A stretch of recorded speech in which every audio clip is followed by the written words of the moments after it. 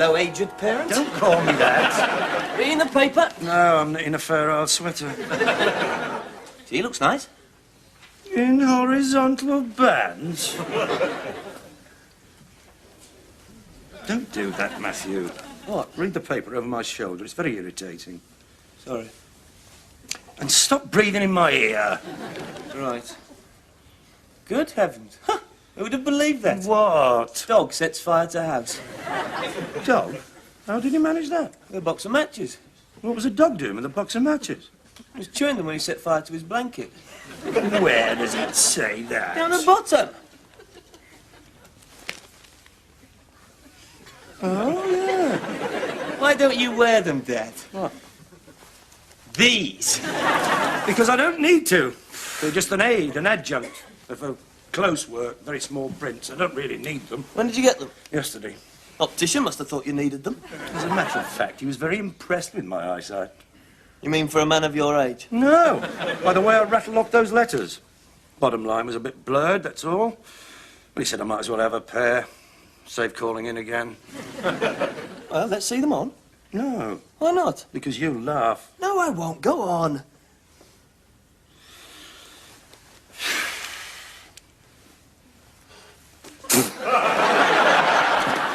Don't keep them on. They suit you, honestly. You think so? Yeah. I chose the frames very carefully. The frames are nice. Talked to shop. Thought they were. Oh, yes, Fiona. I'll leave them on. They suit you. She won't even notice. Everyone wears glasses these days.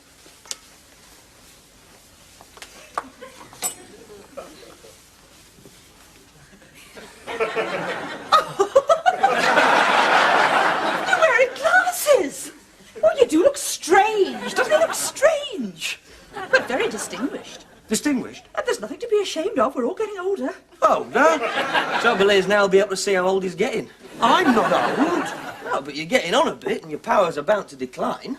Like the deafness. What deafness?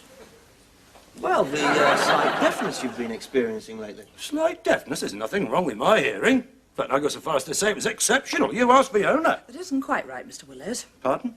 I've noticed you haven't been hearing so well just lately. That's because you mutter.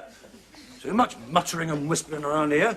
People seem to have forgotten how to speak clearly. Enunciation is a lost art. It's the same with the television. Is that why you have it on so loud? No, there is nothing wrong with my hearing. Sorry I spoke. I didn't mean to offend. I'll get the tea. What did you say?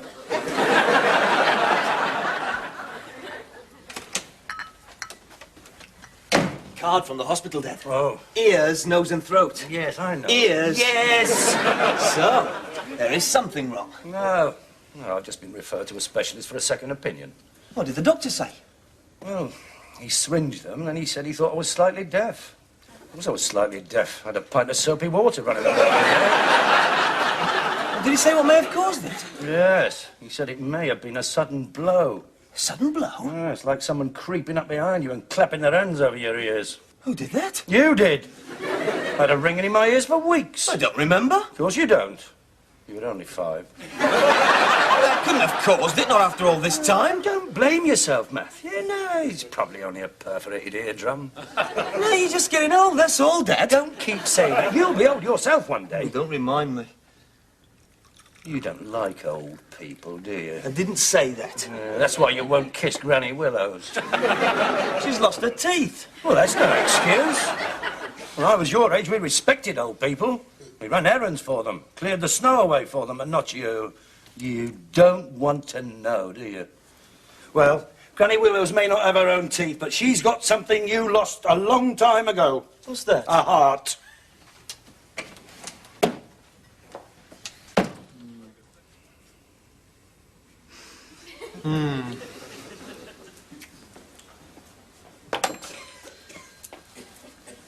Well, that just about completes our tests, Mr. Willows. Well, I'm sorry I've wasted your time, Doctor. Not at all. Don't know what I'm doing here, really.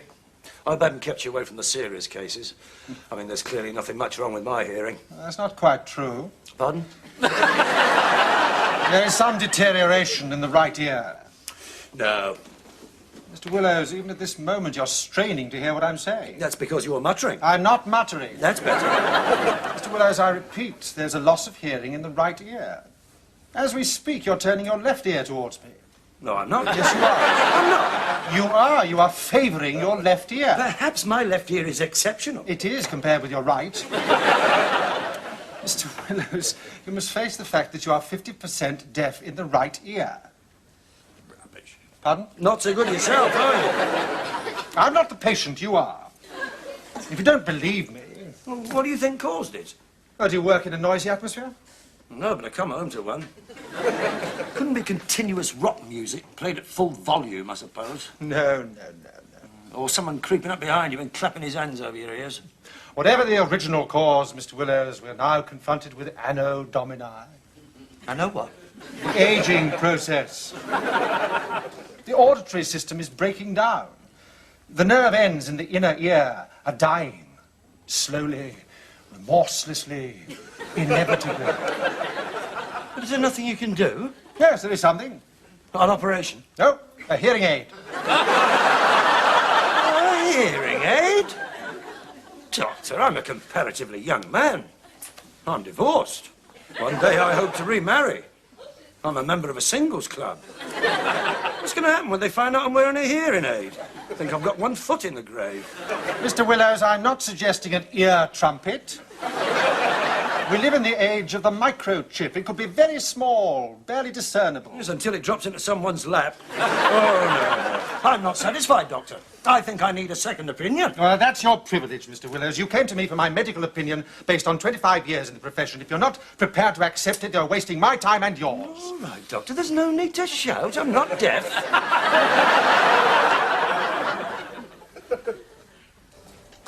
Well, what did he say? He suggested a hearing aid. A hearing aid? You mean with wires and a battery? I'll never live it down. I'm the one that'd have to wear it. Anyway, we live in the age of the microchip. You'd hardly notice it. Until it interferes with the stereo. What? It could cause a lot of static and I'd just arrange those speakers. Well, I'm sorry to be a nuisance. What do you suggest? Couldn't you learn to lip read? I should have known not to expect any sympathy from you. You've no time for human frailty, have you? Sorry, Dad. And I have been thinking about what you said. About not helping old people. And you're right. I should support them in their declining years. Give them a young shoulder to lean on. So I've adopted an old person. It's not me, is it? Oh! I've adopted Shady Grey from down the road. Shady Grey? What's the matter? What made you pick Shady? He's old. He's an old rogue. Never worked in his life, except for some general dealing, and he never paid tax on that. And he's been banned from the Isoldo cinema. What for? I don't remember. Probably for slashing the seats. And there's something else. What? I've stood behind him in the post office. He smells. I know he smells. Of course he smells. He's not clean. But once he's had a bath... You're not going to bath him, are you? No. I want to encourage him by example. You're not that regular yourself. I thought you'd be pleased. I didn't want to adopt some saint, Dad. Some sweet old man who everyone loves. That would have been easy. He needs me, Dad. No, you're right. Right, I shouldn't have said all that. Now, someone's going to look after the Shady Greys of this world. Why not you? No, it does you credit, Matthew. I've asked him out for a meal. That's a very nice gesture. You'll appreciate that. I don't think there's any restaurants round here who'll take him. That's what I thought. So I've asked him here. What?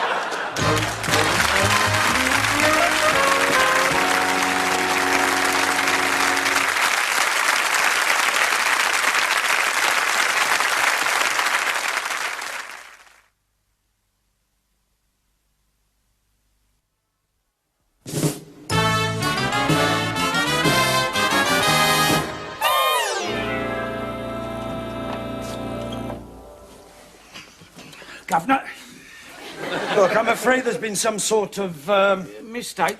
well, You don't have to explain. I thought there'd been a mistake. It's been a long time since I've been invited out. I know it was the lad's idea, and if I'm out of order, I'll leave right now. well, it's just that I wasn't expecting. Well, neither was I. And I'd just like to say you've got a fine young man there. A fine young man. First person to treat me decent for a long time, inviting me in here. Nice room, sir. Thank you. Stuck me in a council flat.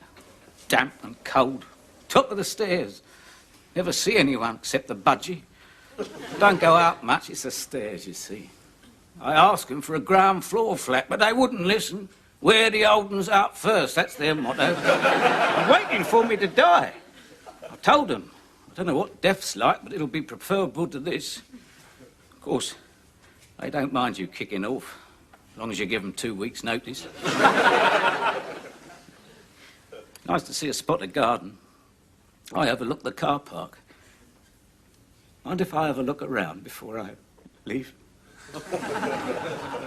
There's no hurry, Shady. You make yourself comfortable. I'll see what we've got for lunch. Thanks, Dad. Don't think me yet. We've still got to tell Fiona. You think she'll mind? Mind? She'll probably have hysterics. Oh, Fiona, there'll be another one for lunch today. Oh, someone from the office? No, not from the office. A neighbour. From the old people's flats. Matthew invited him. Oh, that's nice, Matthew. We don't do enough for the old folks. Do you think I should cut his food up? Hello, darling. I thought something smelled good. Do you know Mr. Gray, Fiona? Yes. I stood behind him in the post office. What's on the stove, then? Stew and dumplings. Dumplings. I bet your dumplings are lovely. They have been admired. I'm sure they have.